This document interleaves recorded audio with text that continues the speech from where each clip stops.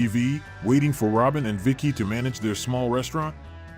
Robin's Nest is not just a movie, but a part of youth, where laughter, family affection, and everyday stories become memories. Airing since 1977, the movie is marked by the image of Robin Tripp, a humorous chef, along with smart Vicky and a charming supporting cast. Today, let's explore the current lives of the cast, from the glory of the past to the changes in their old age. Are you ready for this nostalgic journey? Let's begin.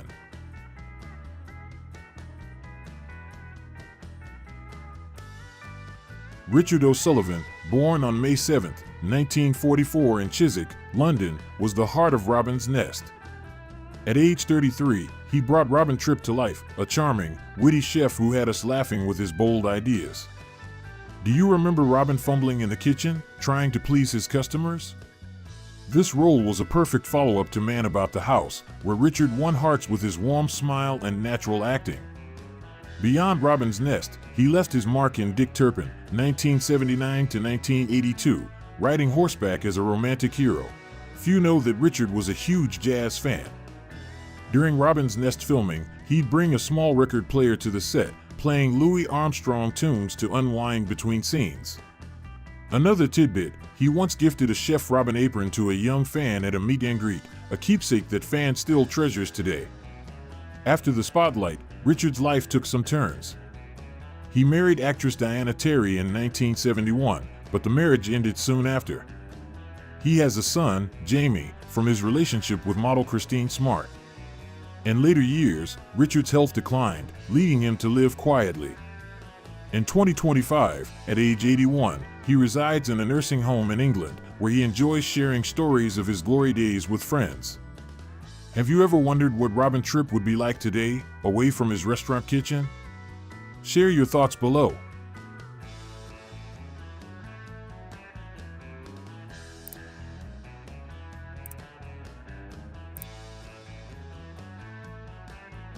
Tony Britton, born on June 9, 1924 in Birmingham, England, gave us James Nichols, the proud yet hilarious father-in-law in Robin's Nest. At age 53, Tony had us in stitches with his overzealous meddling in Robin and Vicky's lives. Do you recall those moments when Nichols tried to teach Robin how to run a business? Before Robin's Nest, Tony impressed in The Day of the Jackal, 1973, and Sunday Bloody Sunday, 1971, showcasing his refined acting skills. Tony was a book lover, often reading a Charles Dickens novel during breaks on the Robin's Nest set. He was also known for writing handwritten thank you letters to colleagues after each season, a rare habit in showbiz. Tony Britton was honored with the Laurence Olivier Award for his outstanding theatrical career, cementing his place in British arts. In his personal life, he married twice, first to Ruth Hawkins, with whom he had 2 children, and later to Ava Castle, who stayed by his side until his passing and gave him actress Fern Britton. Tony passed away peacefully on December 22, 2019 in London, at age 95. If you love James Nichols, what moment of his would you like to share?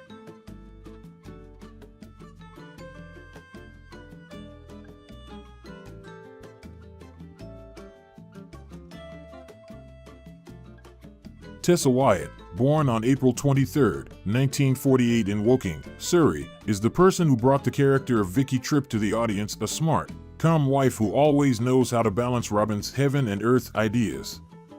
When she joined Robin's Nest in 1977, Tessa was only 29 years old, but quickly won the hearts of the audience thanks to her charm, warm eyes, and natural acting style. Vicky's gentle smiles whenever Robin made a mistake became a familiar and loving image to many British families at that time. In addition to Robin's Nest, Tessa also appeared in the comedy series The Goodies, 1970 to 1982, showing her delicate and charming comedic acting. A little-known detail, she loved roses, used to grow a small garden at home, and often brought fresh flowers to the set to decorate Robin and Vicky's kitchen. In 1978, Tessa also took part in a charity event, teaching children how to bake, inspired by her role in the kitchen of Robin's Nest. In her personal life, Tessa was married to famous DJ Tony Blackburn from 1972 to 1977, having 2 children together before the marriage broke down. She then found peace with film producer Bill Harkness, who has been her constant companion to this day. In 2025, at the age of 77, Tessa lives peacefully in the suburbs of London, surrounded by her children and grandchildren and enjoying a simple life.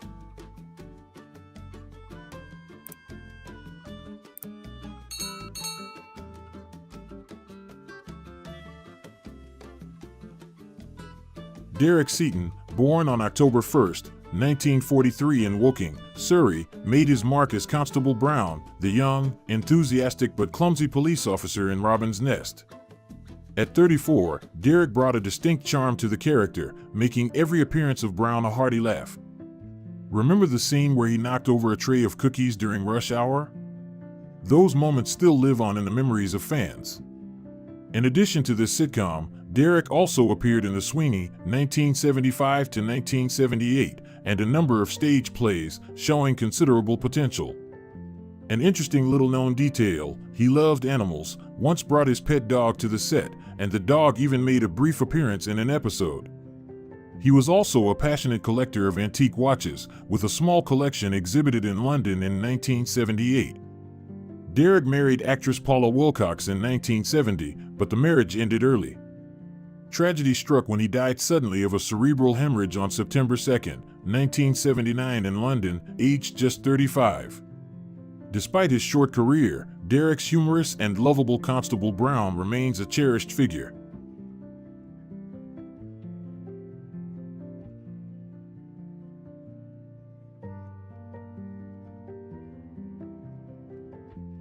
David Kelly, born on July 11, 1929 in Dublin, Ireland, brought life to the character of Albert Riddle, the clumsy but lovable dishwasher in Robin's Nest. At the age of 48, David made the audience unable to take their eyes off Albert's humorous antics, from dropping a stack of plates to his messy kitchen rescues. Do you remember the scene where Albert crashed into the kitchen door and knocked over all the cups? Those moments brought familiar laughter to millions of families.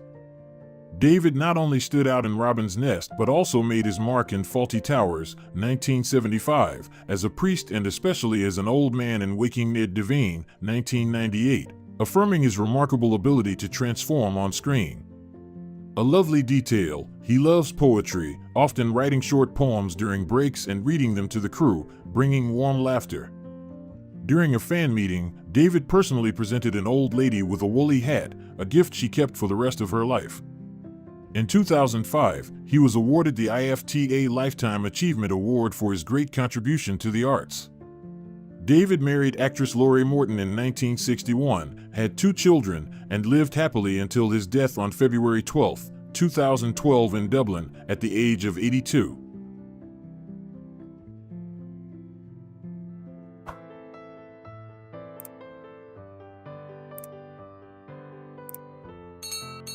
Honor Blackman, born August 22, 1925 in Plaistow, London, played Marian Nichols in Robin's Nest, a sharp, charming, and confident woman.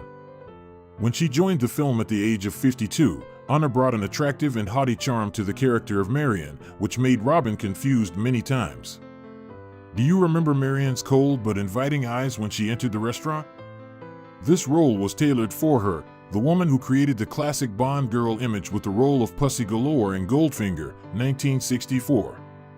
Not only a silver screen star, Honor also had a unique hobby. She was passionate about vintage cars and once drove a Jaguar E-Type to the set of Robin's Nest, making the whole crew admire.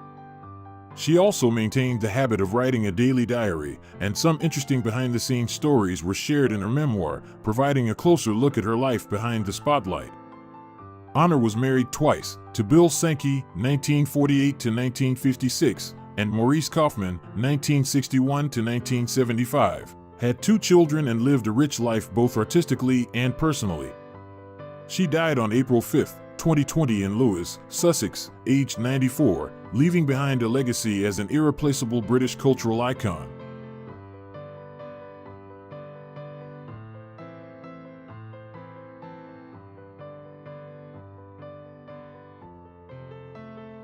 Judy Lowe, born March 6, 1947 in Urmston, Lancashire, played Sarah, a charming supporting character in Robin's Nest.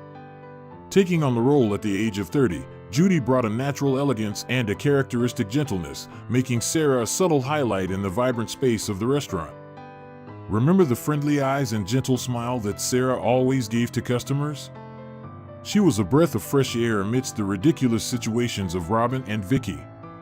In addition to Robin's Nest, Judy also stood out as Janie in Ace of Wands, 1970 to 1972, and Pamela in Casualty, 1988 to 1993, showing her versatile and emotional acting ability. A little-known fact, Judy is a talented pianist. At the wrap party for Robin's Nest, she surprised everyone by sitting down and performing a classical piece. She was also a detective fiction enthusiast, owning a collection of Agatha Christie books that she was very proud of. Judy married actor Richard Beckinsale in 1977 and had a daughter, famous actress Kate Beckinsale. Tragedy struck early when Richard died of a stroke in 1979. After that, Judy found happiness again with director Roy Battersby, marrying in 1997. In 2025, at the age of 78, she lives peacefully in London, enjoying her role as mother and grandmother.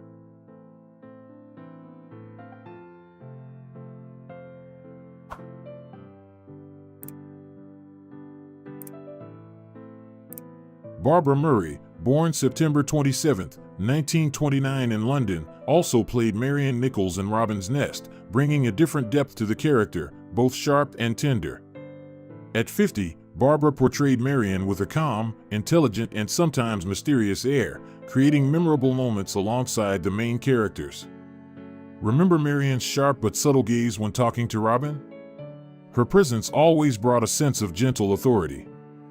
Before Robin's Nest, Barbara was prominent in Passport to Pimlico, 1949, and especially in The Power Game, 1965 to 1969, affirming her position in British television.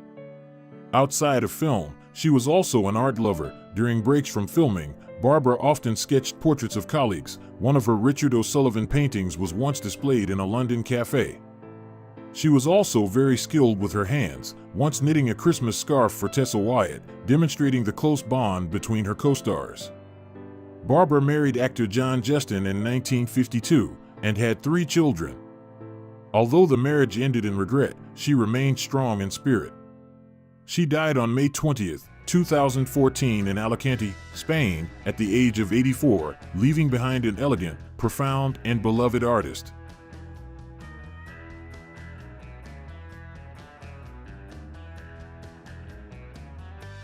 Patsy Rowlands, born on January 19, 1931 in Palmer's Green, London, played Edna, a humorous supporting character in Robin's Nest. At the age of 50, Patsy did not need much screen time to make the audience laugh with her charming and approachable acting style. Do you remember the times when Edna casually dropped fatal comments in the kitchen? Even though she was just a supporting character, Edna always made the frame lively and friendly. Patsy was a familiar face in the Carry On series, 1960 to 1970, and Bless This House, 1971 to 1976, making an impression with her subtle comedic acting and expressive expressions. In addition to films, she was also talented in cooking, often bringing homemade cakes to the set of Robin's Nest. Her gingerbread was a signature dish that the whole crew looked forward to. Another interesting fact, Patsy participated in the radio show in 1979, recounting the memories behind the scenes of Robin's Nest with a warm voice that captivated the audience. Towards the end of her life, Patsy fought breast cancer, but remained optimistic. She passed away on January 22, 2005 in London, at the age of 74. Although she has passed away, the image of Edna, the charming, humorous, and warm-hearted Patsy still lives on in the hearts of her fans.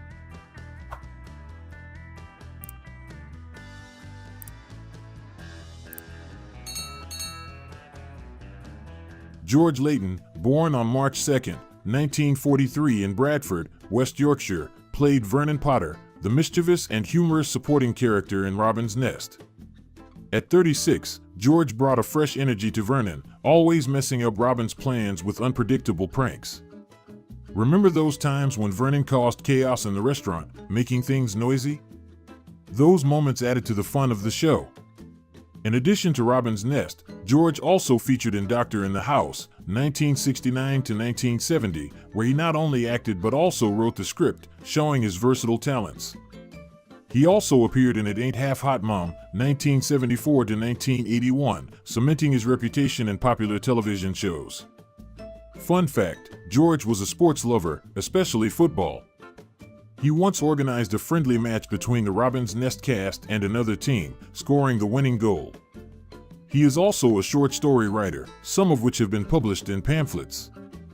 George married Vera in 1966 and had 2 children, but the marriage ended in divorce. He later remarried and found new happiness. In 2025, at the age of 82, George continues to work on small projects and enjoys his creative life. Hello everyone. Today, we will return to the small town of Mayberry in the Andy Griffith Show. From 1960 to 1968, the show brought gentle laughter and profound lessons from the simple life in the countryside. For many people, especially audiences in the 60s, 70s, or 80s, Mayberry was always a warm place where just a whistle or a smile was enough to make everything better. Let's meet the cast who made this legend from then until now and relive the unforgettable, beautiful memories.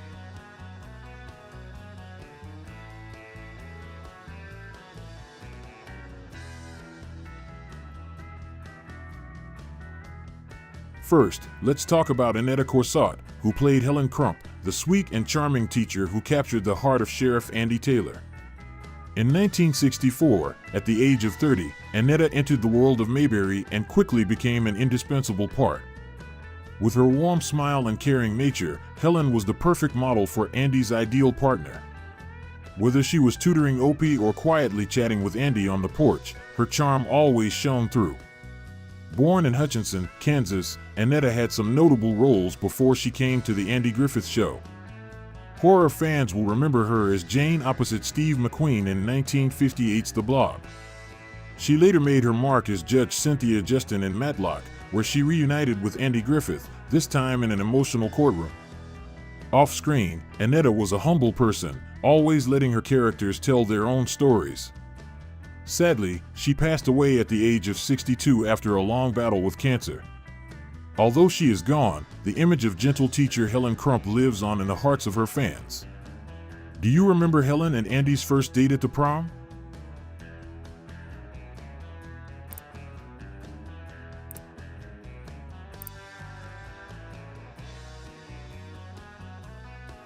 Now, let's give a round of applause to Don Knotts, who brought the colorful and memorable character of Barney Fife. At 36, Don transformed into the anxious, service-minded but passionate police officer of the town of Mayberry. Barney's comic relief, such as keeping a single bullet in his pocket or attempting to perfect his anus during meetings, always made him more endearing and endearing. Born in Morgantown, West Virginia, Don Knotts was a natural talent in comedy. After the Andy Griffith Show, he continued to make his mark as Ralph Furley on the popular sitcom Three's Company and in comedies like The Ghost and Mr. Chicken 1966. Just hearing his signature running laugh, people immediately thought of our Barney Fife. Having won 5 Emmy Awards for his role as Barney is an undeniable testament to his acting talent. Sorry, Don passed away at the age of 81 from pneumonia and lung cancer. However, his legacy lives on in Barney Fife's funny clothes and his healing moments. Do you remember any stories that made you laugh because of Barney? Are there, is that? No. You don't want to be Barney. At a luncheon giving a speech, and he was that nervous.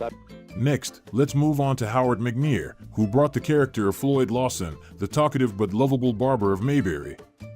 At 56, Howard has turned his small barbershop into a community center where people stop by not only for a haircut, but also to chat and laugh. Don't Floyd's repetitive phrases and slow-paced narration make Mayberry feel warm and alive? Born in Los Angeles, California, Howard McNear is an experienced actor who has appeared in popular television series such as The Twilight Zone, and provided voiceover for the AT&T educational cartoon Mr. Digit and The Battle of Bubbling Brook. However, his life has not been without its challenges. In 1963, a stroke left him partially paralyzed. But instead of stopping, Howard returned to the Andy Griffith Show, playing Floyd in a seated position, a testament to his strength and love for the character and the show. Howard passed away at the age of 63 from complications from pneumonia, but his resilient spirit and charming performance will live on in the hearts of his fans. Do you remember the conversations Andy and Floyd had in that little barber shop? Is there a story that makes you smile every time you think about it? 17. He's more than 17, but he's still very young, maybe 20.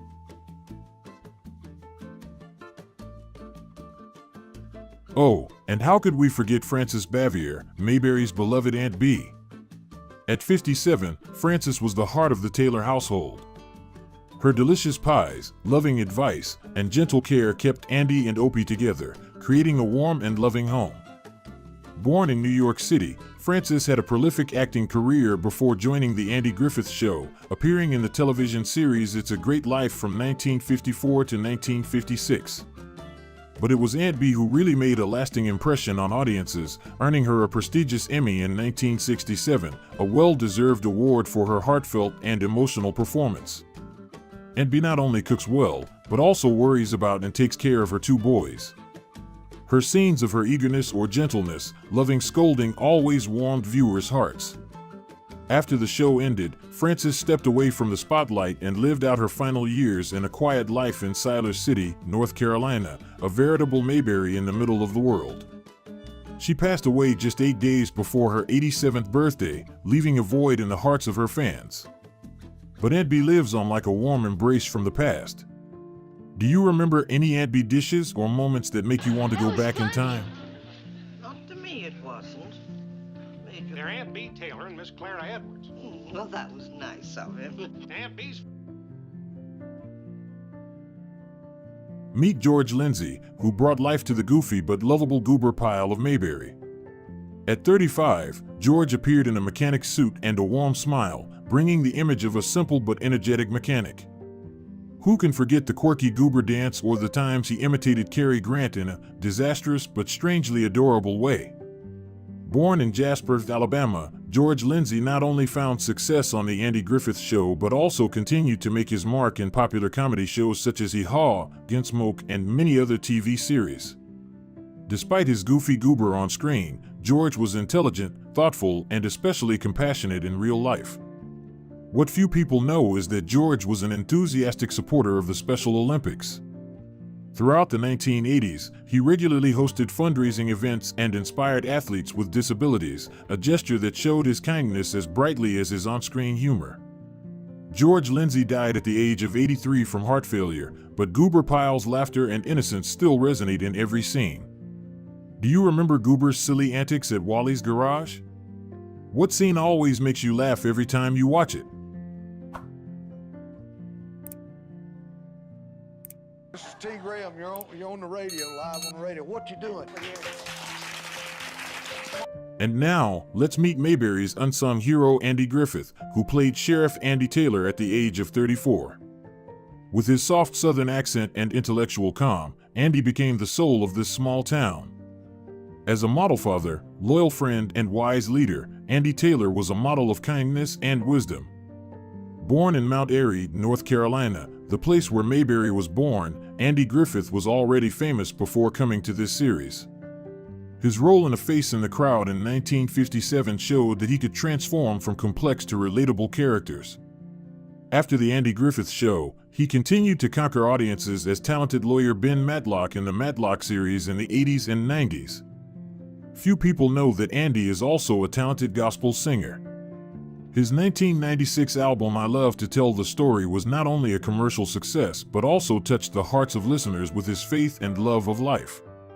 He was a multi-talented artist, but always simple and approachable.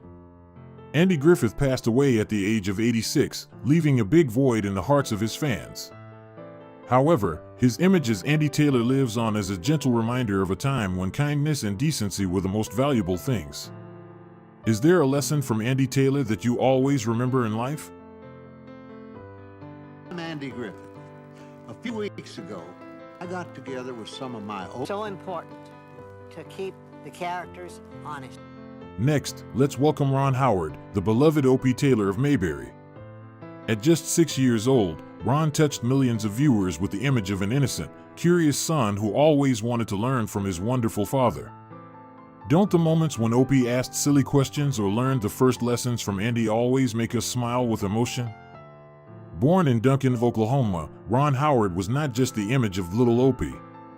He grew up, stepped out of the shadow of his childhood, and became one of the greatest filmmakers in Hollywood. As the director of classic films such as Apollo 13, A Beautiful Mind, Cocoon, The Da Vinci Code, and many other works, Ron left his mark with a profound and humane storytelling style. At the age of 71, Ron is still working hard in cinema, proving that his love for art has never faded. He also often mentioned the Andy Griffith Show as a sacred part of his childhood and career journey. Do you remember the times Opie went fishing with his father sitting by the lake with a fishing rod and an innocent heart? Those moments were both simple and meaningful. Was there any scene with Opie that made you speechless with emotion? Those childhood lessons still resonate today. It's all about fun. It's all about fans. I think that there are twists and turns that are unexpected. I think the relationship. Jack Dotson brought to Mayberry an unforgettable character, Howard Sprague, the shy but lovable administrative officer. At 32, Jack perfectly transformed into a somewhat awkward man, often controlled by his mother, but always trying to assert himself with his own unique charm. Howard's awkwardness but sincerity made it impossible not to love the audience. Whether he was trying to act cool, learning to live free, or on awkward and stressful dates, Howard always made us laugh, both humorous and endearingly pitiful.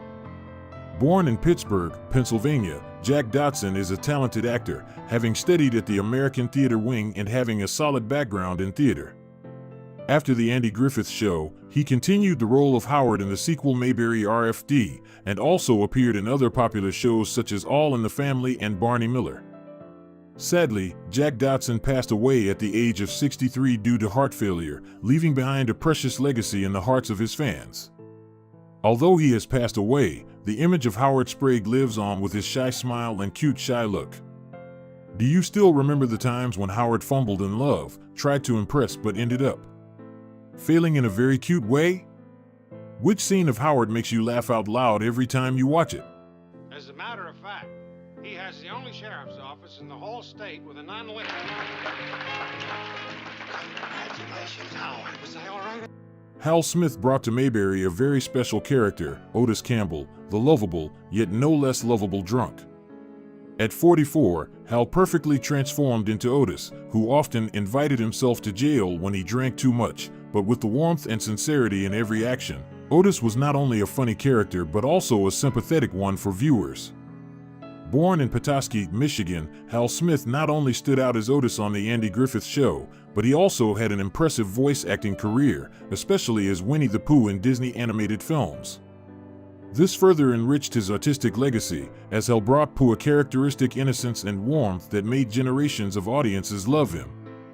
Hal Smith passed away at the age of 77 due to a heart attack, but his legacy as both Otis and Winnie the Pooh lives on in the hearts of fans.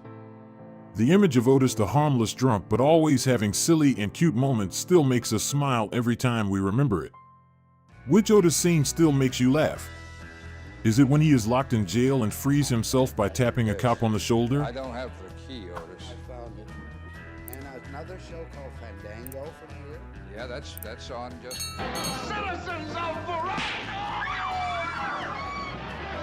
Hope Summers, who plays Mrs. Clara Edwards, a talkative but kind-hearted resident of Mayberry, is an integral part of this small, loving world.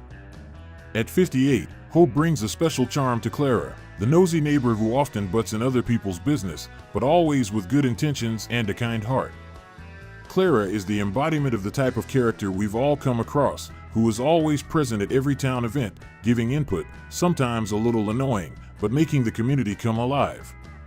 Whether it's baking competitions, organizing festivals, or just gossiping hilariously, Clara always makes an impact in every episode.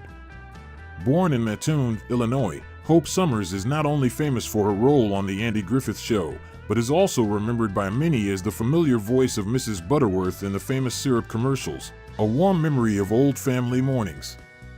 Hope died at the age of 77, but her contributions to film and television are still as valuable as ever.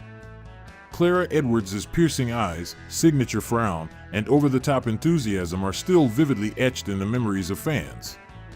Do you remember any scenes of Clara that made you laugh and endear yourself to Mayberry's endearing eccentricity? Maybe it was her argument about pickles, or her endless speech at the women's club.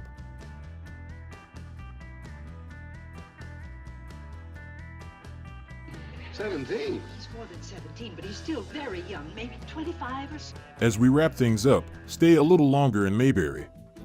These actors gave us laughter, tears, and life-shaping lessons. Their stories, like old photos, remind us of a time when television was a communal ritual, a cozy refuge. What's your favorite memory of The Andy Griffith Show? Share it below, and let's keep Mayberry alive in our hearts. Until we meet again, we'll be humming the theme tune. Welcome, old movie lovers. Today, we travel back to 1967 when The Dirty Dozen was released and became a war movie icon. Do you remember the thrill of watching those eccentric soldiers? With names like Lee Marvin, Charles Bronson, and Donald Sutherland, the film is not only about war, but also about comradeship and courage. Many of them are gone, but their memories and legacies live on. Join me as we look back at the lives and the imprints of these legendary characters on screen.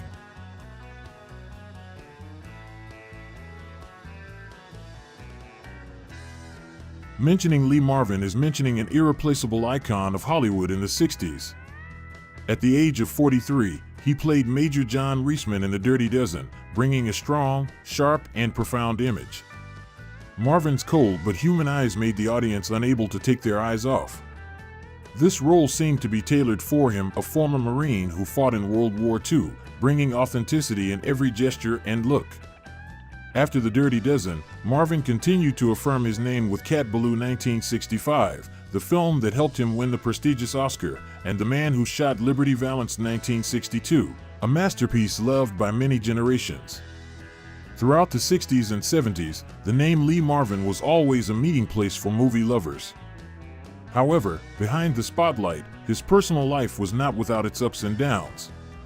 After his first marriage from 1951 to 1967 to Betty Ebeling, he found love with Pamela Feely in 1970.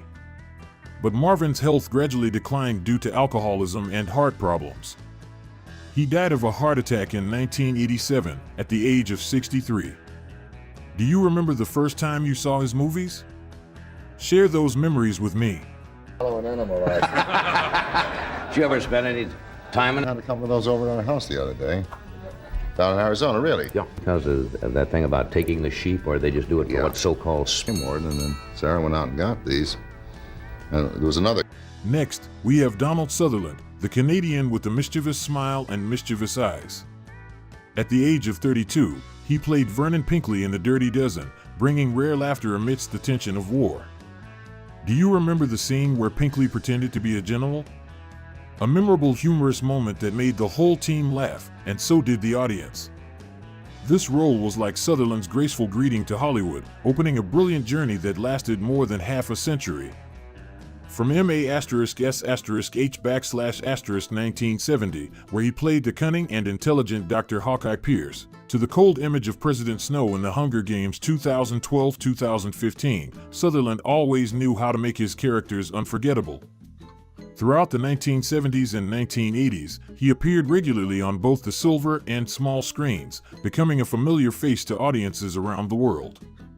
In real life, he was married 3 times, and since 1972, he has been happily married to Francine Rossett. They have 4 children, including Kiefer Sutherland, also a big star. Unfortunately, time does not stand still. Donald Sutherland passed away at the age of 88 in Miami, Florida. His passing is like a sad note in the hearts of his fans. Which of his roles was your favorite? Share it with me. It was a scene with Peter particularly, because they didn't relate directly to from Katniss's point of view. This is the film where all your secrets going to be kind of revealed in the next. And then I hope that the scenes. Ernest Borgnine is a name that recalls the golden age of Hollywood. At the age of 50, he transformed into General Wardens in The Dirty Dozen, bringing the image of a commander who was both majestic and thoughtful. Remember the tense dialogues between him and Lee Marvin? Those were heavy scenes where conflict and respect coexisted, making the film more dramatic and memorable. Borgnine was a talented actor with a career spanning over 60 years. He made a strong impression as a lonely butcher in Marty 1955, a role that earned him the prestigious Oscar. In the following years, he continued to make his mark through films such as The Wild Bunch 1969, portraying the image of a brave but emotional hero. Throughout the 60s and 70s, Borgnine was a symbol of perseverance and rare talent. In his personal life, he was married to Ethel Langford from 1952 to 1955, and later found a lasting home with Tova Borgnine from 1972. They had a daughter together. In his later years, he struggled with kidney disease and old age. Ernest Borgnine passed away at the age of 95 in Los Angeles, leaving behind an impressive cinematic legacy. I still remember his gentle smile every time he appeared on screen. What about you? Do you have any memories of Borgnine? I joined the Navy in 1935 after high school, trucked for $3 a week. And of course it was depressing. I saw a sign that says, join the Navy, see the world, you know? So I joined the Navy. And George Kennedy is a familiar face to those who love cinema in the 70s and 80s. At the age of 42, he played Major Max Armbruster in The Dirty Dozen, a disciplined officer who silently assisted Major Reisman in a special mission. Do you remember the calm and sureness that Kennedy brought in tense scenes? He didn't need to say much, just a look or gesture was enough to convey the weight of the character. In the same year, 1967, Kennedy won an Oscar for his role as Dragline in Cool Hand Luke, proving his outstanding talent. He continued to make his mark through the Airport series and charmingly brought laughter in The Naked Gun, showing his ability to flexibly switch between drama and comedy. In real life, Kennedy went through 3 marriages, and from 1978, he was in a long-term relationship with Joan McCarthy. Together they had 6 children, a large and warm family. George Kennedy died of heart failure at the age of 91 in Middleton, Idaho. His films always remind me of the outdoor movie nights I spent as a child, moonlighting and laughing in the yard. What role do you remember most about him? This is Sergeant Bilko. Now, how did your involvement as technical advisor? He brought the project down to Washington to the Pentagon building, and who became famous later in Vietnam, but General Medic. So they played it, and after it was over... Jim Brown is a legend not only on screen but also on the field. At the age of 31, he transformed into Robert T. Jefferson in The Dirty Dozen, a brave warrior who overcame racial barriers and prejudice to complete his mission. Do you remember Jefferson's resilience and courage in breathtaking action scenes? This role is not only iconic, but also marked Brown's impressive transition from the stadium to the silver screen. Before conquering Hollywood, Jim Brown was a famous NFL star for the Cleveland Browns, considered one of the greatest athletes in football history.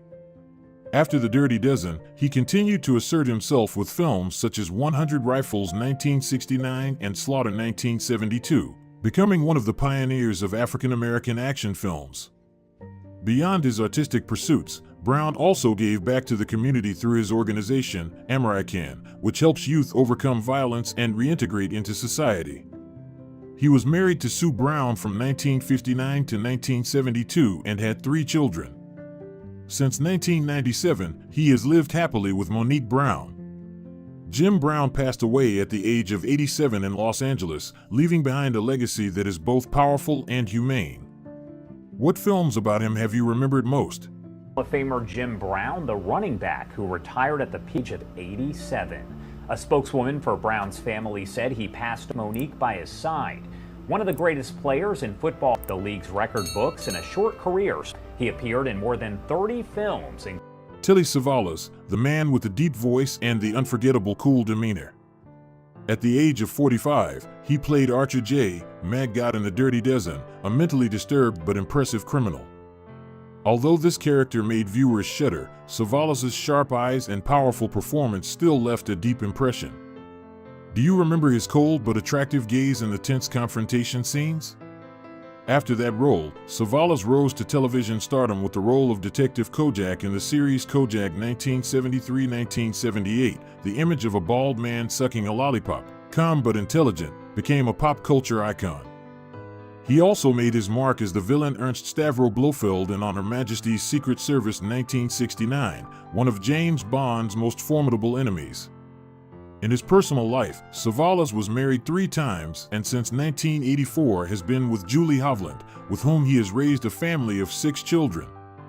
Telly Savalas died of bladder and prostate cancer at the age of 72 in Universal City, California. Every time I hear his deep voice, it brings back the old days of weekend TV nights with my family. Do you like Kojak? Alles klar, mach's gut. Also, wo waren wir? Wir sprachen. So, ach ja.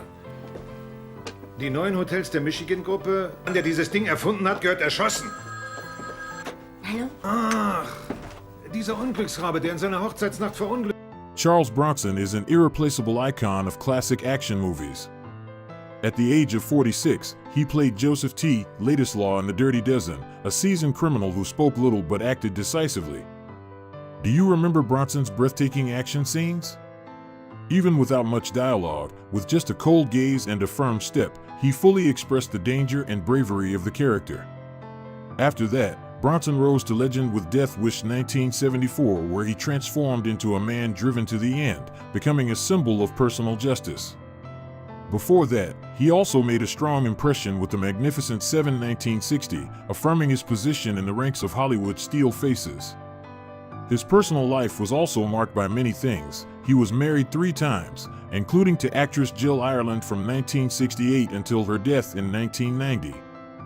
They had 7 children and together they created a close-knit family amidst the glamour of cinema. Charles Bronson died at the age of 81 in Los Angeles after battling Alzheimer's disease and pneumonia. For me, every time I watch his films, my heart beats as fast as when I was a child, glued to the screen. And you, what is the role that you cannot forget about Bronson? But to work in the city. You've had a tough life. It isn't always what makes a life tough. I saw that film. Yeah, unprivileged tough life. But yours was certainly... Yeah. Yeah. Love to know what they are. Clint Walker, a man with a giant body but a kind heart. At the age of 40, he played Samson Posey in The Dirty Dozen, a quiet, powerful giant who always acted with compassion. Do you remember the image of Posey standing in the middle of the team, towering over the crowd but with warm eyes? This role not only brought touching elements but also showed Walker's characteristics, strong but not fierce, majestic but not cold. Before that, Clint Walker was famous for his role as Cheyenne Bodie in the TV series Cheyenne 1955 to 1963, opening the era of righteous cowboys on the small screen. He continued to make his mark through The Night of the Grizzly 1966, clearly portraying the image of a man who protects his family and honor. In his personal life, Walker has been married 3 times and has found lasting happiness with Susan Cavallari since 1997. He has a daughter and is often referred to as a model father. Clint Walker died of heart failure at the age of 90 in Grass Valley, California. His deep voice, gentle demeanor, and rugged features always remind me of afternoons watching cowboy movies on a black and white TV. Do you like Cheyenne? A good guy. You know, I'd like to, gives me a great sense of, I get letters from policemen and judges and surgeons.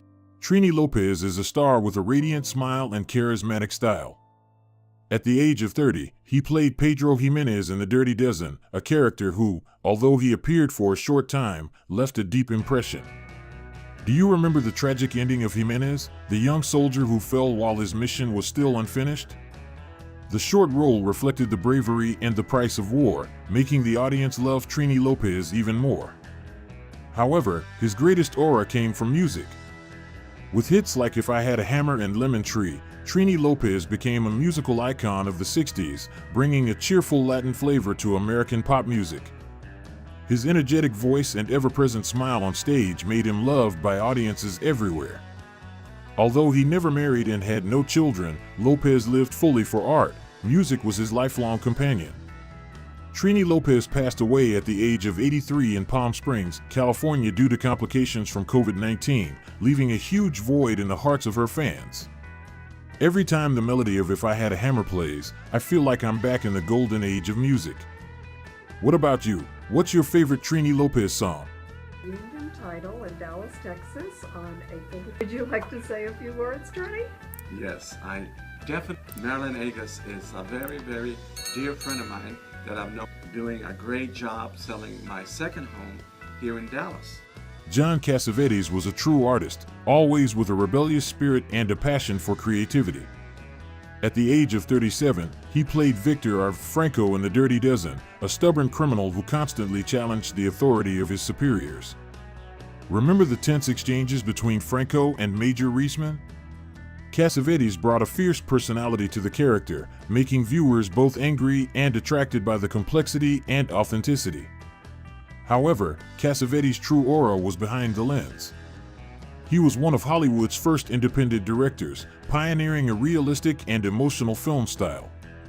A Woman Under the Influence 1974 is one of his outstanding works, deeply exploring human psychology, especially family relationships and trauma. Cassavetes, who was married to actress Gina Rowlands from 1954 until his death, had 3 children, all of whom pursued film careers, continuing his legacy. John Cassavetes passed away from cirrhosis at the age of 59 in Los Angeles, leaving a huge void in the hearts of those who love independent and committed cinema. Every time I watch his films, I feel like I am turning over the deepest slices of life. Do you like Cassavetes' straightforward and emotional filmmaking style?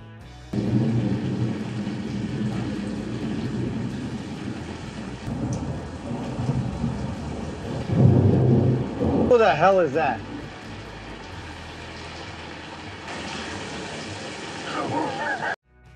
My friends, join me in returning to True Grit 1969, the legendary cowboy film that has captured the hearts of generations. Today, we'll look back at the memorable cast, from John Wayne to Kim Darby and Glenn Campbell, exploring biographies, careers, and interesting behind-the-scenes stories.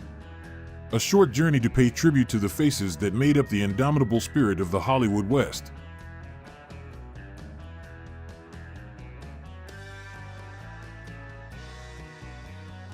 John Wayne, the name resounds and a whole range of memories come alive. Real name Marion Robert Morrison, he is the soul of True Grit 1969. At the age of 62, he played Rooster Cogburn, a one-eyed, gruff but warm old cop, and won the only Oscar in his career. Wayne's deep voice, experienced eyes, and strong horseback riding became a symbol of the Wild West spirit. His journey to Hollywood was not smooth. After an injury that caused him to lose his football scholarship, Wayne started his career with supporting roles, even working as a porter on the set. The Big Trail 1930 was his first leading role but was not successful. However, he did not give up. Works such as Red River 1948, The Searchers 1956, or The Man Who Shot Liberty Valance 1962 made him a legend. In True Grit, Wayne doesn't just act, he lives the role. Even though he's over 60, he still does many of his own action scenes to keep it authentic. In real life, he's an inspiration, always telling stories, sharing his experiences with the young actors on set. And every time we watch True Grit, the image of him riding his horse across the prairie still touches our hearts. Do you remember which scene moved you the most? What a tough, gutsy actor Jim Cagney was. Been the warm and sweet. And also how quick-witted he was. I would have done some. James Cagney. Now, let's talk about Kim Darby, the young girl who played the role of John Wayne in True Grit. Real name Deborah Zerby, she was only 21 when she played Maddie Ross, a smart and resilient 14-year-old girl. The image of Maddie standing tall, demanding justice for her father, really left a deep impression. Darby grew up in an artistic family, studying singing and dancing before turning to acting. She chose the stage name Kim Darby to suit the Hollywood lights, and it was True Grit that brought her to the top. As Maddie, Darby brought fiery energy, especially in her exchanges with John Wayne. Few people know that, during breaks in filming, she often sat down to write poems recording her feelings about the Western landscape. That made her more approachable, like a friend in the audience's mind. After True Grit, Darby appeared in The One and Only 1978 and Better Off Dead 1985. However, the spotlight soon came with pressure. She had to overcome drug addiction, but she still maintained a strong spirit. As of 2025, Kim Darby is 77 years old, and her resilience makes people remember Maddie not just as a role, but also as a reflection of herself in real life. Do you remember any other roles she played, perhaps from TV reruns in the 80s? Jason is wonderful. As an actor, responding to her. I could help one person just, wants to see themselves on the screen. Oh, Glenn Campbell, that voice, that attitude. At 33, he played Lawberth, the armed but charming Texas soldier in True Grit. For those who loved his voice in Gentle on My Mind or Rhinestone Cowboy, Campbell's on-screen presence was a real joy. Before he found his way into Hollywood, he was a musical legend, having played guitar for Elvis Presley and Frank Sinatra. In the film, his humor and natural charm made Lawberth a bright spot, bringing lightness to the tense journey of Dow and Maddie. Although not a professional actor, Campbell still made his mark alongside two of the biggest stars, John Wayne and Kim Darby. However, his life outside of work was not peaceful. He struggled with alcoholism and later Alzheimer's disease. Still, he continued to perform until his final years, even documenting the act in the 2014 documentary Glenn Campbell, I'll Be Me, creating a void of emotion. Even in 2017, Glenn Campbell's music lives on forever. Do you remember what song you were humming along to? Maybe it was in the car on a quiet afternoon.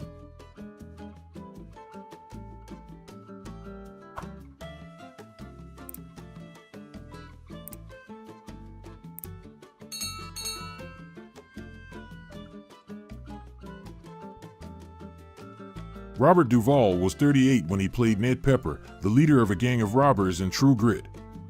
Even though it was a supporting role, he brought a coldness and sharpness that viewers could not forget. The line "Call it the ravings of a blind man with one eye" still makes many people shudder every time they remember it. Duvall did not just act, he portrayed an intelligent and dangerous villain, making him a worthy counterpart to John Wayne's Rooster Cogburn. At that time, his career was on the rise. Before that, he made his mark with the role of Boo Radley in To Kill a Mockingbird 1962, a silent but profound role. And just a few years after True Grit, Duvall became a legend with The Godfather 1972 and Apocalypse Now 1979, showing incredible psychological depth and transformation. As of May 2025, he is 94 years old, one of the few True Grit actors still alive. He is a living symbol of a golden age in cinema. Which Duvall role do you remember most? Which Duvall role do you remember most? Where did you first see the film? On black and white TV, on VHS, or at a movie night? Tell us in the comments. 80% asshole, 20% a good guy. The next day may reverse it for God. What was the percentage with Joseph Stalin? And I don't read reviews, but the best review I ever got was. Who said that you touched the soul of Stalin? He did. He said. Strother Martin, 50 when he played Colonel G. Stonehill in True Grit, was a horse trader with a sharp sense of humor who brought a new lease of life to the cowboy genre. His famous line in Cool Hand Luke 1967, "What we have here is a failure of communication," became an iconic line in cinema. His combination of seriousness and humor made him memorable. In addition to True Grit, he appeared in Butch Cassidy and the Sundance Kid 1969 and The Wild Bunch 1969, films that also portrayed him as an icon of the cowboy genre, with deep and memorable characters. Strother Martin was not the biggest star on the screen, but he always knew how to make a deep impression through his roles, whether small or large. In True Grit, he brings a lightness and humor to the tension of the story, making his character more memorable. Do you remember any moments in Martin's films that made you smile? Was it his scene in Butch Cassidy or a funny situation in True Grit? Share with me your memories of Strother Martin and his memorable roles. I'm a character actor. Which means what? Well, I guess maybe the nicest definition. Who always plays bad cops. Yes. People do get typecast. Yes. Nice to meet you because for years before Usually I'm playing some kind of Dennis Hopper was 33 when he played Moon in True Grit, a young robber with an unusual gaze and an impulsive temperament. Although he only appeared in a few scenes, Hopper brought an explosive energy that made viewers unable to take their eyes off him. It was like a warning for his tumultuous career. That same year, he stunned Hollywood with Easy Rider 1969, not only directing but also starring in it, becoming an icon of the late 60s counterculture. Do you remember the first time you saw Easy Rider? Did the music, the scenery, and the rebellion make you feel liberated? Hopper's life was an emotional roller coaster of addiction and rebellion, but then he was reborn and continued to create. In Blue Velvet 1986, he played Frank Booth, a dark and haunting character that was creepy. Hopper once said he brought the dark parts of himself to the screen. Perhaps that is what made him so unforgettable. Which Dennis Hopper role impressed you the most? The cold Frank, the wild Moan, or the rebellious traveler in Easy Rider? Share with me your unforgettable cinematic memories he brought you. About this, but we'll go with this one. Javi Malero wants to know, what was it like? Well, I'd really never met David Lynch, and he cast me in it, and I called him in North Carolina. I'd just gotten sober. So I called him and I said, David. Alfred Ryder was 53 when he played Gowdy, the sharp-tongued defense attorney in True Grit. With his powerful voice, he made every line resonate and memorable. Ryder was not only a talented actor but also a stage, television, and film artist. Before coming to Hollywood, he had a prominent career in theater, winning an Obie in 1959. However, a disappointing performance in Hamlet on Broadway led Ryder to turn to television, where he found great success. Ryder participated in many popular TV shows in the 60s such as Star Trek and The Wild Wild West. His roles not only made him memorable to the audience but also demonstrated his ability to flexibly transform into different genres. Do you remember the atmosphere and image of him on the small screen at that time? His commanding presence made his characters poignant and memorable. The 1960s were a golden age for television, and Ryder was a big part of it. What special memories do you have of Ryder from TV shows from that decade? Share your favorite moments from his career, from his role as a lawyer in True Grit to the TV characters you remember most.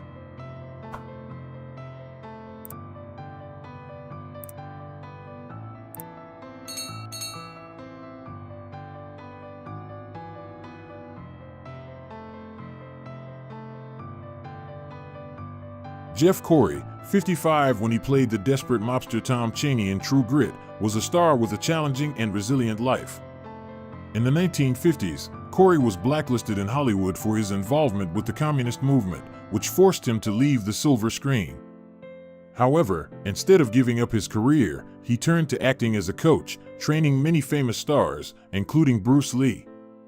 It was during the blackout period that Corey opened an acting class in his garage, helping generations of young actors learn and develop their talents. Corey's resilience and love for his craft is the spirit of True Grit. After a long time away from Hollywood, he made an impressive comeback in 1969 with a role in Butch Cassidy and the Sundance Kid, giving him a new opportunity to prove his talent.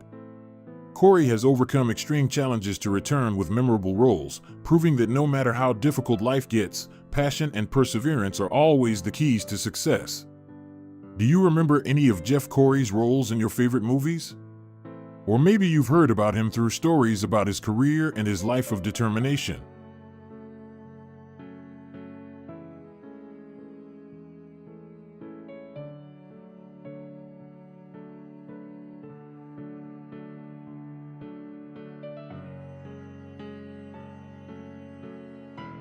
Jeremy Slate, whose real name is Robert Bullard Perham, was 43 when he played Emmett Quincy in True Grit, a bandit with a surprising amount of honor. Although he only appeared for a short time, his tough face and cold voice left a deep impression. Remember Quincy's watchful eyes as he hid in the cabin in the woods? Slate brought a depth to the character that is rarely seen in small villain roles. His personal life was as colorful as his roles. Slate appeared in many cowboy and rebellious motorcycle movies such as The Born Losers 1967, expressing the spirit of rebellion typical of the 60s. In addition to being an actor, he was also a musician, composing the song Just Beyond the Moon for Tex Ritter, a testament to his versatile talent. Interestingly, Slate once turned down a big role in another movie to participate in True Grit because he believed in the artistic value of the film. It was a bold decision, and perhaps a testament to the respect he had for his work and his colleagues. The role of Quincy evokes the tough, quiet but principled cowboys who were once typical images of Western cinema. Have you ever seen Slate's image evoke familiar characters from that golden age?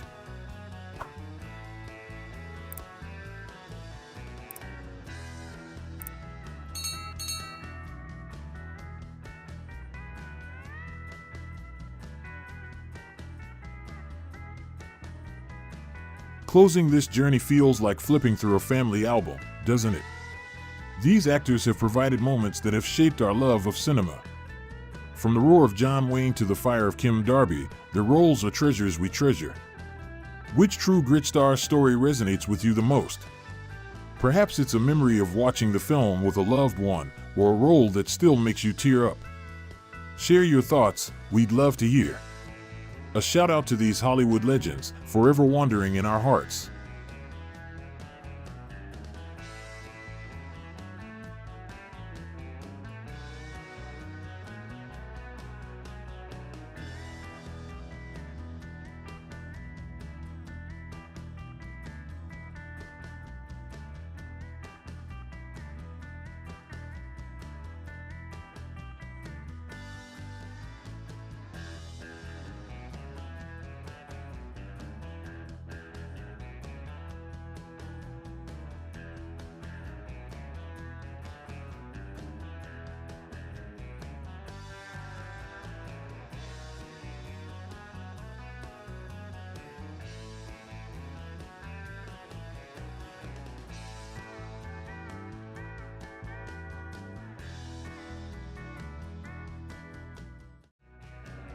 Dear friends, let's go back to the 60s and 70s, when the Brady Bunch echoed in every house with the song, "Here's the Story of a Lovely Lady." The show was not only a sitcom, but also a symbol of childhood and ideal family. Now, let's take a look back at the old cast and their lives in 2025. Let the dear memories take us back to the Brady home of the past.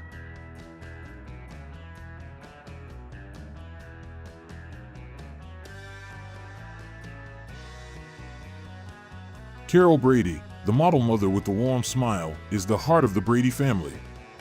Florence Henderson, 35 when she starred in the film, brought Carol charm, intelligence, and love. I still remember her comforting Marcia after a sad day or hosting a family dinner filled with laughter. Have you ever dreamed of having a mother like Carol? Before the Brady Bunch, Florence was a Broadway star in Asterisk, Oklahoma. Asterisk and Fanny. The role of Carol brought her closer to TV audiences and made her an icon of the ideal American mother. She went on to appear in The Love Boat, host the Florence Henderson Show, and join Dancing with the Stars in 2010 at the age of 76. She has said that Carol reminds her of her own family, chaotic but loving. Florence died of heart failure in 2016 at the age of 82, just days after cheering on Maureen McCormick on Dancing with the Stars. With an estimated net worth of $10 million, she left behind a legacy of affection for millions of viewers. On set, Florence always wore a heart-shaped necklace, a gentle reminder of the value of family. What quotes from Carol do you remember? What other roles did Florence play that moved you? Florence kept a notebook of hilarious behind-the-scenes stories, which she intended to turn into a book, but never finished.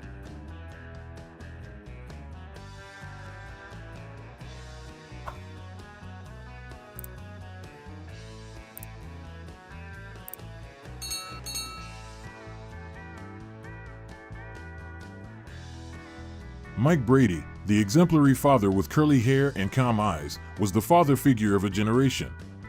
Robert Reed, 37 when he played the role, brought warmth, wisdom, and responsibility to Mike. I still remember him teaching Greg about honor or gently hugging Bobby after a prank. Did you ever wish you had a father like Mike? Before the Brady Bunch, Robert was famous for The Defenders, 1961 to 1965. Playing Mike was a challenge, because he wanted the show to be more profound, but he still loved the child cast. Robert then starred in Roots, 1977, and Nurse, 1981, both of which were critically acclaimed. His personal life was challenging. Being gay in a time of discrimination, he kept his sexuality private and later battled colon cancer and HIV. Robert passed away in 1992 at the age of 59, leaving behind an estate of about $3 million. He once said that the role of Mike taught him a lot about patience and love for family. Although he has passed away, the image of Mike Brady lives on as a symbol of the ideal father. Do you remember any lessons from Mike? Robert once designed the desk in Mike's office himself to create a more realistic feeling when acting.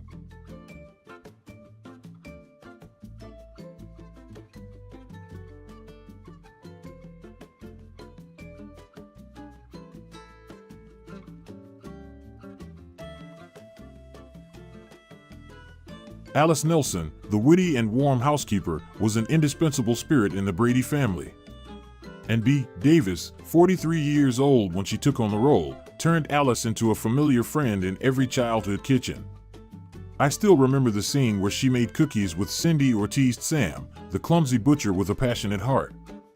Have you ever seen Alice as a funny aunt in the house?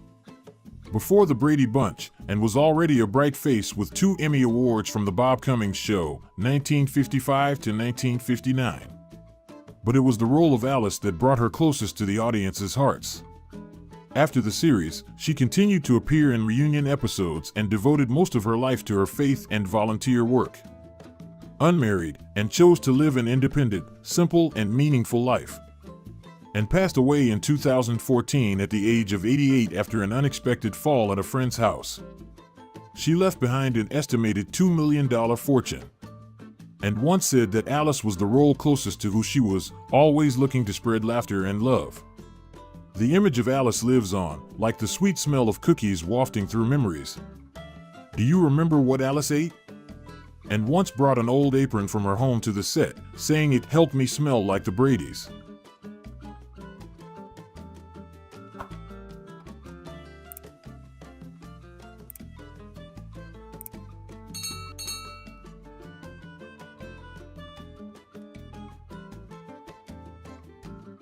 Marcia, Marcia, Marcia.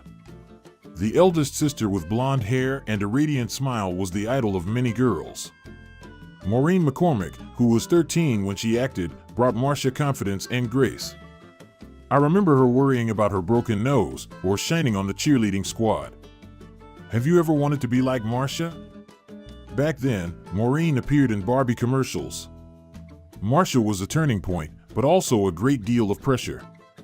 After the Brady Bunch, she starred in The Love Boat, 1977 to 1986, Fantasy Island, 1978 to 1984, and wrote the memoir Here's the Story, 2008, sharing about her battle with cocaine addiction and depression. Maureen married Michael Cummings in 1985, had a daughter, Natalie, and gradually found peace. At 69, Maureen lives a simple life, focusing on her family and art. With a net worth of around $4 million, she still attends fan events. Maureen has said that Marcia taught her about resilience. Do you remember any Marcia moments? Which Maureen McCormick role is your favorite? Maureen keeps a dress Marcia wore and oh, my nose, hanging in her closet as a memento.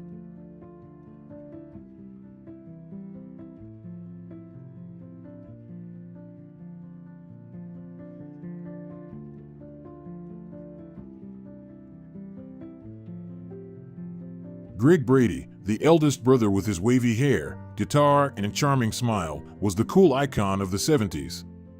Barry Williams, who was only 14 when he played the role, brought Greg confidence and charm that made many young audiences flutter.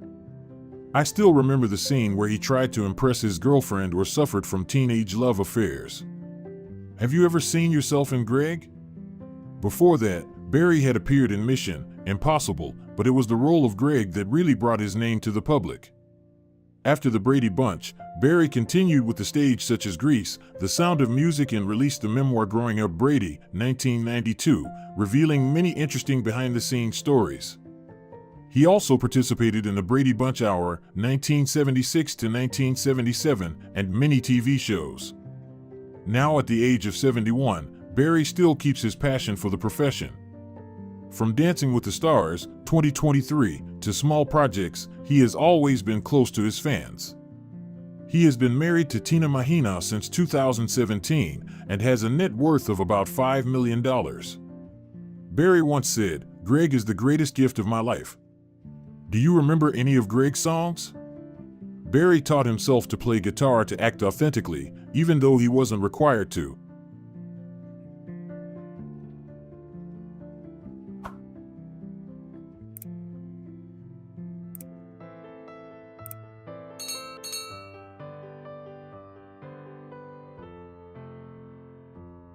Jan Brady, the middle sister who worries about being overshadowed by Marcia, is a character that many viewers can relate to. Eve Plum, who was only 11 when she played the role, brought authenticity and emotion to January. I still remember the scene where Jan wore fake glasses to look more special, or the time she tried to assert herself in a large family. Have you ever seen yourself in Jan? Before the Brady Bunch, Eve had done commercials, but the role of Jan was a turning point in her career. After the series, she made her mark with Dawn, Portrait of a Teenage Runaway, 1976, and Little Women, 1978. Instead of chasing the limelight, Eve chose a private life, married Rick Mansfield in 1995, and pursued her passion for painting. She once said, "Jan taught me to believe in my own worth." Now 67, Eve lives a modest life with a fortune of about $5 million, mainly from acting and painting.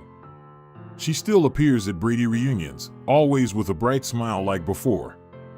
Do you remember which episode made you emotional because of Jan? Eve once painted a portrait of the Brady family and gave it to Florence Henderson as a special birthday present.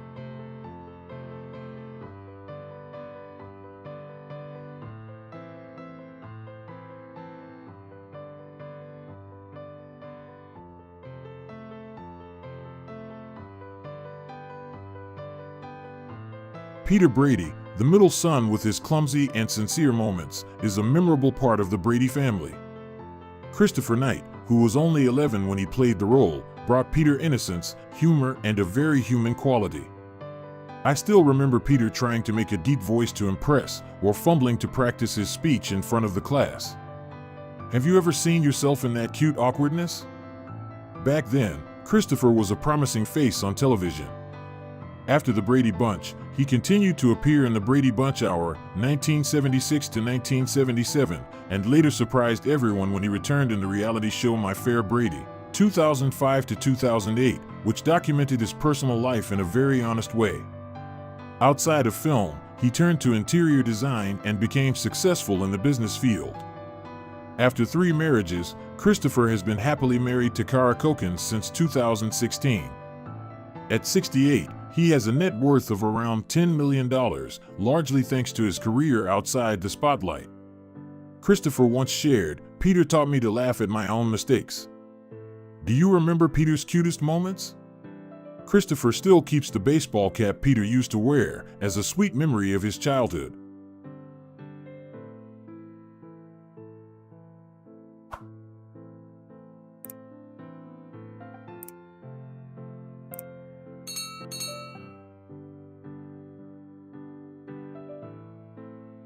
Cindy Brady, the youngest sister with blonde hair and a chirpy voice, was the joy of the Brady family. Susan Olsen, who was 8 when she starred in the film, made Cindy the epitome of innocence. I remember her telling stories to Alice or wearing her adorable pigtails. Have you ever thought Cindy was too cute? Back then, Susan starred with Elvis Presley in The Trouble with Girls, 1968. Cindy was her turning point, even though her friends teased her for doing Tattletale. After the Brady Bunch, she voiced the Brady Kids, 1972 to 1973, and attended reunions. Susan has been through 2 marriages, has a son, and has worked in graphic design. At 64, Susan lives modestly with a net worth of about $2 million. She had a serious accident while filming the pilot when a heavy object fell on her face, but continued to cover up the injury with makeup. Susan still loves the Brady Bunch, saying Cindy was a part of her childhood. Do you remember any of Cindy's quotes? Which Susan Olsen role was your favorite? Susan once wrote a poem about Cindy, which she read at a fan meeting to thank the audience.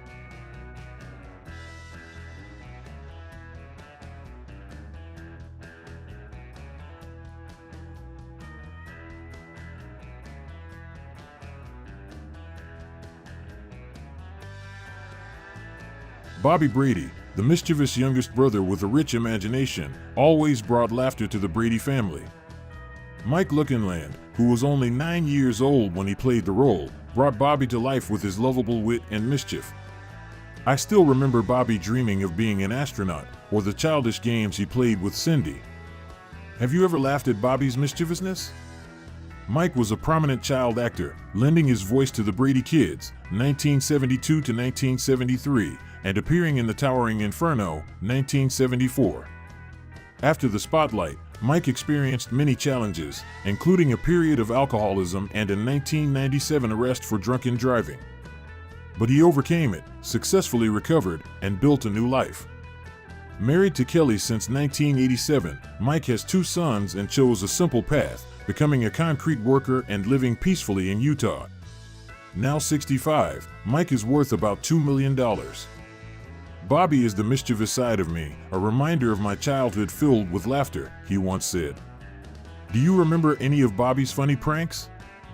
Mike still has the baseball from the scene playing in the yard, a slice of his childhood he will never forget.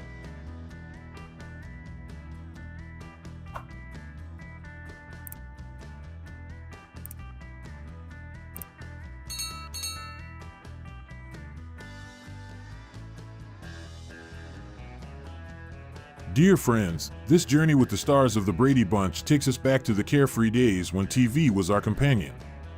Florence Henderson, Robert Reed, and B. Davis and the Brady Kids were a part of our childhood. Although some are gone, their light still shines. I remember Marcia worrying about her date, Bobby playing pranks in the yard. This show taught us about family and forgiveness. Thank you for reminiscing. Let's turn on the Brady Bunch tonight and let their laughter and advice ring out once more. Ever missed the Big Bang Theory's cozy laughs?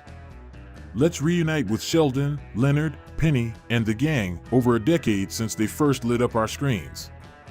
Like I Love Lucy or Friends in the 60s to 90s, this show felt like family. Join us to explore where the cast is now, triumphs, challenges, and all paired with their birth details. For 12 years, The Big Bang Theory was our weekly joy, like MASH Asterisk or Cheers. When it ended in 2019, the cast's real adventures began. Who was your favorite? Penny, share a memory below. Let's dive into their stories, then and now. Let's begin with Kaylee Cuoco, our radiant Penny, the neighbor who brightened Pasadena with her smile. In 2007, when The Big Bang Theory premiered, Kaylee was no stranger to TV, having charmed us as Bridget in 8 Simple Rules. Doesn't her bubbly energy remind you of Goldie Hawn in Laugh-In? When the show ended, Kaylee faced a choice: fade into sitcom history or forge a new legacy. Like Mary Tyler Moore post The Dick Van Dyke Show, she chose courage.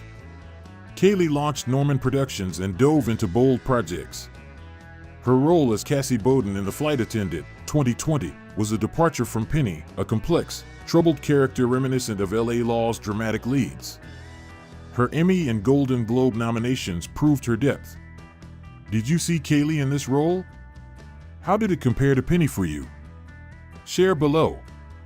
She also voiced Harley Quinn in a 2019 animated series, echoing Batman, the animated series' 90s vibe, and starred in Meet Cute, 2022, and a 2023 true crime comedy. Now, she's set to play Doris Day in a biographical series, a role that feels like a nod to Calamity Jane. Kaylee studied Doris's films at the Paley Center, immersing herself in classics to capture that golden era magic, a true tribute to Hollywood's past. Kaylee's path wasn't always smooth. She feared never topping The Big Bang Theory's success, a sentiment shared by stars like Lucille Ball after I Love Lucy. Behind the scenes, she navigated cast pay cuts in 2017 and the shock of Jim Parsons' 2018 exit, which ended the show. She disagreed with Penny's surprise pregnancy in the finale, feeling it strayed from her arc. Do you recall that ending? Did it feel right for Penny? Let's hear your thoughts. The movie you just did. Ended in Germany. I shot it in Germany. It landed in Germany, and then we found it a week later. It was wild. Also, we shot in Berlin, and they don't have Taco Bell in all of Germany. All they kept thinking was this girl keeps asking for taco. Next, we have Jim Parsons, our unforgettable Sheldon Cooper, whose quirks rivaled Robin Williams in Mork and Mindy. Jim's 4 Emmys and Golden Globes cemented his place in TV history. Earning $1 million per episode, he was a titan, like Seinfeld's cast in the 90s. Yet, in 2018, he declined a $50 million deal to continue, choosing to explore new horizons, much like James Garner leaving The Rockford Files. Jim remained tied to young Sheldon as producer and narrator until 2024, similar to Ron Howard's Arrested Development role. He starred in Hollywood 2020 as a ruthless agent, evoking Robert Duvall's intensity, and moved us in Spoiler Alert 2022. In 2024, he played the stage manager in Broadway's Our Town, a role that recalls